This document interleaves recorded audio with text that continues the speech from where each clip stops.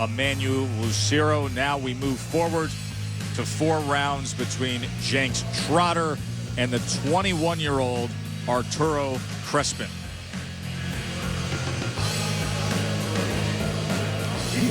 And there is Arturo Crespin, 5'7", came in at 158, a record of 6-1-1, had 120 amateur fights, but told us that he did not start his pro career with the best attitude. Feels like he has straightened things out. Now we will see against Trotter. And there is Janks Trotter. He comes from Calgary, Alberta, Canada. He had 90 amateur fights, started fighting at 14 years old, was a Canadian national champion, quit the fight game for 5 years so that he could work on an oil rig in northern Alberta. Liked the money, hated the isolation. Here he is now as a pro with a record of 4-0-1. They are scheduled for 4, and Wes Melton is the referee.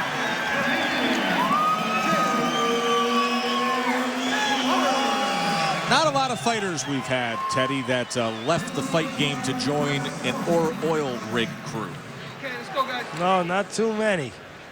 As you said, Trotter left for 5 years. Know the rules in the dressing room. Check these trunks, these are good. Check these trunks, these are good. Let's have a good, clean fight. Protect yourself at all times and obey my commands. That's tough Touch living. him up, bang at the bell. As Trotter said, he liked the money. He was making good wages working on the oil rig, but he hated the isolation, and he wanted to see what he could do in his boxing career, so he's back to find out.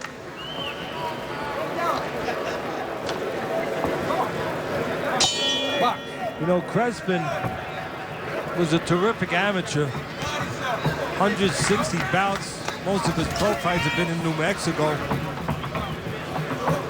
And he's the bigger man here. Huge fluctuation in his career in weight for Crespin. Turned pro welterweight, 149 to be exact, moved up to 155, 157 junior middleweight for the next 4 fights. Then he jumped to 170 and 171 for the next 2 fights, then back down to 157 in his last fight, 158 tonight. And Trotter is a southpaw, and so is Crespin. You don't usually see 2 lefties too often squaring off. Crespin trying to come forward there and land that left hand, and Trotter stands his ground and flurries. And you see the right jab from the Canadian. He scores a knockdown. He struck oil. He did. 6, 7, 8. You know, talking about the amateur experience Crespin had, but let's not forget Trotter. 100 amateur fights himself. And now it is Crespin who is the aggressor after getting off the canvas. Trotter is 8 years the younger in this match.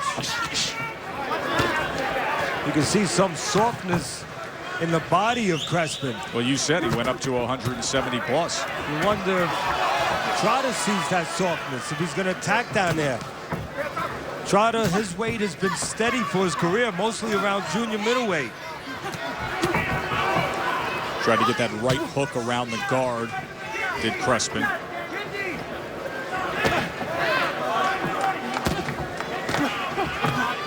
See, every once in a while, Trotter will give you an opportunity, or I should say Crespin will give you an opportunity to catch him a little bit as he reaches sometimes. There's 2 right hands to the body from Trotter. Now attempting that right hook of his own. Crespin comes forward. Entertaining first rounds tonight. We had that huge knockdown scored by Evans in our opening bout. And now another knockdown scored here in the first round of this 4-rounder before our main event. Well, the advantage so far for the man in white trunks, Trotter, is that he can go inside a little bit, but he can have the edge outside with those longer arms and use that right hook pretty well.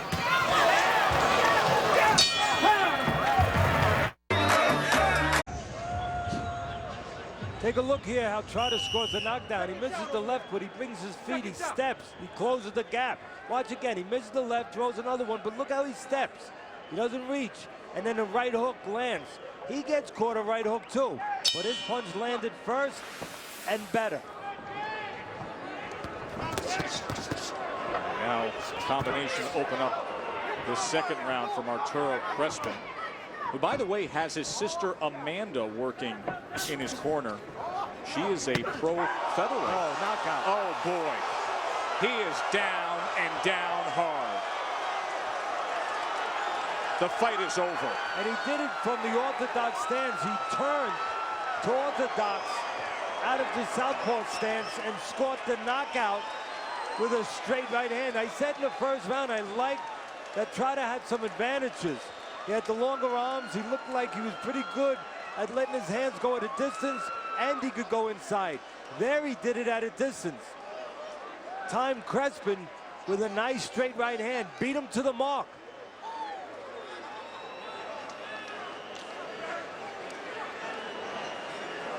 The good news is they're talking to Crespin. They're just doing their job and doing everything by the book, keeping him stable. He wants to get up. You see, he's arguing. He's saying, let me get up, but they're asking him to stay down and get up slowly, and they will bring him up slowly now in sections. Again, Trotter, what I liked in that first round, Joe, was that he could go inside and then he could go outside. Had pretty good long arms, good wingspan, and he knew how to use them. Here he is on the outside. He just beats Crespin to the mark. Crespin's loading up, and that's the danger to you young fighters. Don't load up. He's loading up with a big right hand. Guess what? A big right hand, a shorter, straighter one of Trotter's landed first. And again, watch how he turned to orthodox. First round, he was a southpaw. He's an orthodox fighter right now, and the straight right hand lands before the wide right hand of Crespin's can land. Both Crespin and Trotter in that second round, they turned from the orthodox stance to the, or from the southpaw stance to the orthodox.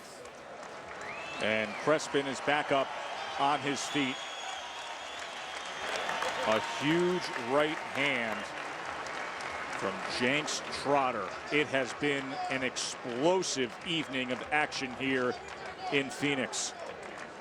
For the official particulars, we send it up to the ring to Ralph Velez. Ladies and gentlemen, official time, 25 seconds of round number 2. Referee Wes Melton calls a halt to the bout. Your winner by way of TKO, Irish-Canadian, Janks Trotter. Janks Trotter. 5th knockout, 5th win of his career. Our main event is coming.